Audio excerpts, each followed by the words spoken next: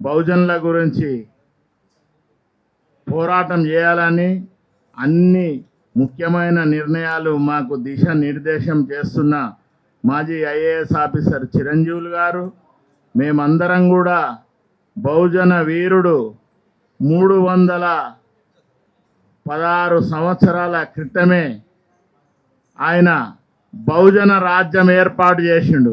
ఈరోజు తెలంగాణ రాష్ట్రంలో 90% BC, SC, ST మైనార్టీలు ఉన్నా కూడా మనం రాజ్యాధికారం సాధించలేకపోతున్నాము, పోరాటం చేస్తున్నాము. మొన్న జరిగిన ఎలక్షన్లో, గ్రామ పంచాయతీ ఎలక్షన్లో మనకు 52% వచ్చింది. మళ్ళీ మున్సిపాలిటీలలో 60 నుంచి 62% గెలిచినాము. కానీ ఇంకా రాజ్యాధికారంలో, అసెంబ్లీలో, పార్లమెంట్లో మన బీసీల ప్రాతినిధ్యం పెరగలేదు. కానీ మన సర్దార్ సర్వాయి పాపన్ననేమో 350-60 సంవత్సరాల క్రితమే రాజ్యాధికారం సంపాదించిండు.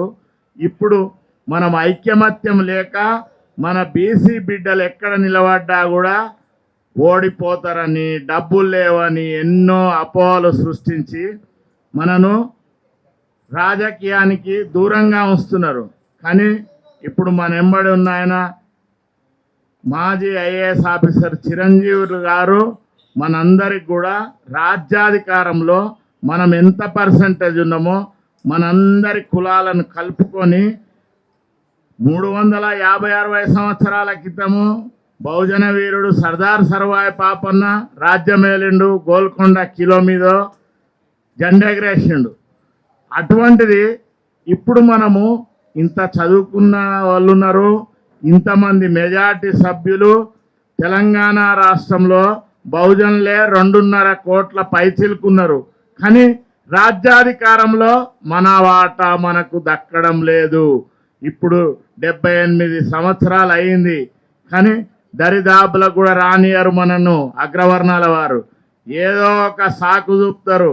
అందుకే ఇప్పుడు మనం ఈ వీరుణ్ణి ఆదర్శంగా తీసుకొని మనమందరం కూడా తెలంగాణ రాష్ట్రంలో మొదలు ఐకమత్యం కావాలి. అన్ని బడుగు బలహీన వర్గాలందరూ వాళ్ళ అవసరానికి సామాజిక న్యాయం అని ఒక కుట్ర చేస్తారు.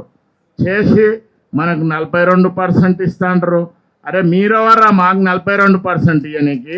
మేమే 90% ఉన్నోళ్ళము. ఎందుకు మనం వెనకబడుతున్నాము? ఐక్యమత్యం అనేది లేక మన దాంట్లో మనకు లేనిపోని సృష్టించి, ద్వేషాలు సృష్టించి మనని ఐకమత్యం కానియరు. కానీ ఇప్పుడు అయ్యే సందర్భం వచ్చింది. మన బహుజన వీరుణ్ణి ఆయనను ఆదర్శంగా తీసుకొని మనం తప్పక పనిచేస్తాం. మనము ఈ ప్రభుత్వం ఏమన్నది, ఎలక్షన్ మొదలు 5 డిమాండ్లు పెట్టింది. జనగామ జిల్లాకు సర్దార్ సర్వాయి పాపన్న జిల్లాగా నామకరణం చేస్తా అని చెప్పింది. కానీ 2.5 సంవత్సరాలు గడిచినా కూడా అటువంటి ఆలోచన ఈ ప్రభుత్వానికి రాలేదు.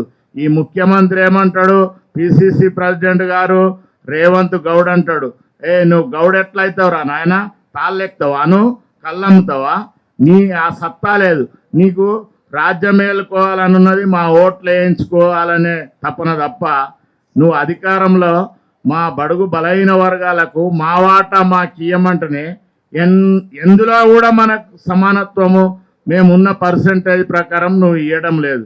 మొన్న జరిగిన బడ్జెట్లో మాకు ఎంత అవమానకరంగా, మా సారు బడ్జెట్ కంటే మొదలు కూడా మేమందరం కలిసి మేము ఇక్కడనే సమావేశం పెట్టినాము. మాకు రావాల్సిన వాటా గురించి మేము వివరించినాము. అది మాకు దక్కనీయలే. ఎక్కడ చూసినా బడుగు బలహీన వర్గాల మీద, బహుజనుల మీద, అక్కడ చూస్తే కొమ్మర గ్రామంలో, ఇక్కడ చూస్తే ఖమ్మము వెలగబట్లలో ఎంత అన్యాయానికి గురి అవుతుంది. బుల్డోజర్లు తెచ్చి మా బీసీల, ఈ బడుగు బలహీన వర్గాల ఎస్సీలయి అందరి ఇండ్లు ఊలగొట్టే కార్యక్రమం. ఈ విధంగా జరుగుతున్న పాలన ప్రజాపాలన అంటాడు. ఏమనంటే రేవంత్ గౌడ్ అంటాడు, రేవంత్ యాదవ్ అంటాడు, ఇట్లా రకరకాల ముస్లింలు అంటాడు నిజామాబాద్లో. ఈ విధంగా అన్ని కథలు అల్లుకుంటా, కాలం గడుపుకుంటా, కాలయాపన చేసుకుంటా మా బహుజనులకు రాజ్యాధికారంలో మేమున్నమెంతనో అంత వాటా అగ్రవర్ణాల వారు దక్కనీయరు. ఎందుకంటే 10 సంవత్సరాలు పాలన చేసిన కేసీఆర్ కూడా సంక్షేమ పథకాలు ఇస్తుంటాడు, ఈ గొర్రెలు బర్రెలు చేపలు ఇస్తుంటాడు. కానీ రాజ్యాధికారంలో మేము ఎంతున్నామో అంత వాటా. అందుకే ఆ 360 సంవత్సరాల క్రితమే సర్దార్ సర్వాయి పాపన్న ఏం చేసిండు, అగ్రవర్ణాల వారిని దరిదాపులకు కూడా రానియలేదు కాబట్టే ఆయన రాజ్యాధికారం సంపాదించుండు, రాజ్యం ఏలిండు. అందుకే ఈ వేదిక ద్వారా తెలియజేస్తున్నాము, మనకు వెలుమ ఆయన ఏం దగ్గర కాదు, రెడ్డి ఆయన ఏం దగ్గర కాదు. ఎవరు వచ్చినా మనను రాజ్యాధికారంలో మన వాటా మనకు దక్కనీయరు. కాబట్టి మనమే బహుజనులందరం ఐక్యమత్యమై తెలంగాణ రాష్ట్రంలో బహుజన రాజ్యం ఏర్పడే దిశగా సర్దార్ సర్వాయి పాపనను ఆదర్శంగా తీసుకొని ధర్మభిక్షం గారిని, చాకలి ఐలమ్మను, పండుగ సాయన్నను, కొండ లక్ష్మణ్ బాపూజీ, దేశం చిన్నమల్లయ్య లాంటి వీళ్ళందరినీ కూడా ఆదర్శంగా తీసుకొని మన రాజ్యం ఏర్పడడానికి మనందరం ఐకమత్యంగా ఉంటే మనమే 90% ఉన్నోళ్ళము, 2.5 కోట్ల మంది ఉన్నాము. కాబట్టి మనకు రాజ్యాధికారం వస్తేనే మనం అందరం కూడా మన వాటా మనకు దక్కితేనే మనము నిజమైన నివాళి సర్దార్ సర్వాయి పాపన్నకు మనం ఇచ్చినట్టు లెక్క. ఆయన ఆశయాలను ఈ తెలంగాణ రాష్ట్రంలో గడప గడపకు తీసుకుపోవాలని మా బీసీ పొలిటికల్ ఫ్రంట్ మేము పెద్దలు చిరంజీవి గారిని ఆయన ఆదర్శంగా తీసుకొని ఆయన అడ్వైస్తోని మేము ఈ రాష్ట్రంలో బహుజన రాజ్యం ఏర్పాటు చేసే దిశగా మేము నిరంతరము తెలంగాణ రాష్ట్రంలో పోరాటం చేస్తాము. సర్దార్ సర్వాయి పాపన్న భూమి పూజ చేసినాక అక్కడ విగ్రహం పెట్టడానికి మేము ట్యాంక్ బోర్డు మీద ధర్నా చేసినాము. సర్దార్ సర్వాయి పాపన్న విగ్రహము పెడుతున్న దానికి ఏ విధంగా మా సూచనలే తీసుకోలేదు.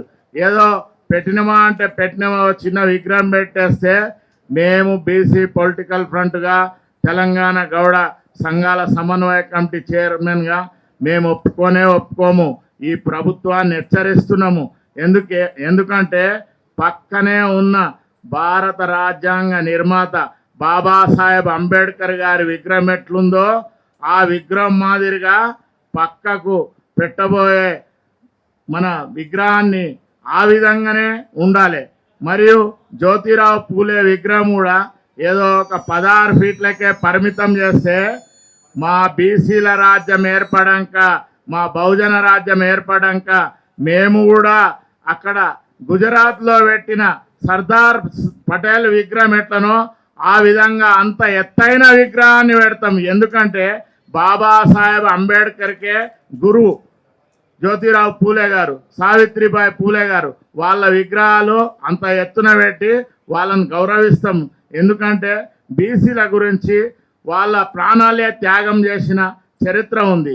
అట్లా 360-70 సంవత్సరాల క్రితమే మా సర్దార్ సర్వాయి పాపన బహుజన రాజ్యం ఏలిండు. కాబట్టి ఆయనను ఆదర్శంగా తీసుకుంటాము. ఈ తెలంగాణ రాష్ట్రంలో బహుజన రాజ్యం ఏర్పడే దిశగా మేము గట్టిగా ప్రయత్నం చేస్తాం. ఎందుకంటే వీళ్ళు మాట తప్పిన ఈ కాంగ్రెస్ పార్టీ, ఎందుకంటే భారత్ జోడో యాత్రలో ఎన్ని ప్రగల్భాలు చెప్పిండు రాహుల్ గాంధీ. మొన్న వికారాబాద్కు వచ్చి కూడా కుమ్మెర గురించి, వెలగబట్ల గురించి ఒక్క మాట మాట్లాడలే. ఎందుకంటే కాంగ్రెస్ పార్టీ ప్రభుత్వం ఉంది కాబట్టి జరుగుతున్న అన్యాయాలను ఒక్క మాట అయినా మాట్లాడిన పాపాన పోలే. అధికారం వచ్చేదాకా కామారెడ్డి డిక్లరేషన్లో బీసీల గురించి ఎన్నో మాటలు చెప్పిండు. 42% రిజర్వేషన్ ఇస్తున్నాడు, బడ్జెట్లో 20,000 కోట్లు ఇస్తున్నాడు. ఏ ఒక్కటి కూడా డిమాండ్ నెరవేర్చిన దిశగా ఈ కాంగ్రెస్ పార్టీ, ఈ కాంగ్రెస్ ప్రభుత్వము బడుగు బలహీన వర్గాలను ఆదరించలేదు. కాబట్టి ఈ రాష్ట్రంలో మొత్తము 10 పాత జిల్లాలు మరియు 33 జిల్లాలలో తిరుగుతాము. మన బహుజన జాతులను అందరినీ చైతన్యం చేస్తాం. ఎందుకంటే 350-60 సంవత్సరాల క్రితమే ఏ సామాజిక ఇవన్నీ సోషల్ మీడియా లేనప్పుడే ఆయన బహుజనుడు రాజ్యమేలి ఆయన ఆశయాన్ని మనం తీసుకుపోవాలి, మన పోరాటం చేయాలి. మనకు మనం బతుకుతే మనకేమొస్తుంది? కానీ రాజ్యాధికారం సాధించి మన బహుజనులకు ఏ కులాలు ఎంతున్నారో వాళ్ళ వాటా ప్రకారము సీట్లు ఇచ్చి వాళ్ళను రాజ్యాధికారంలో కూర్చుండబెట్టినప్పుడే మన సర్దార్ సర్వాయి పాపన్న ఆశయము నెరవేరినట్టు.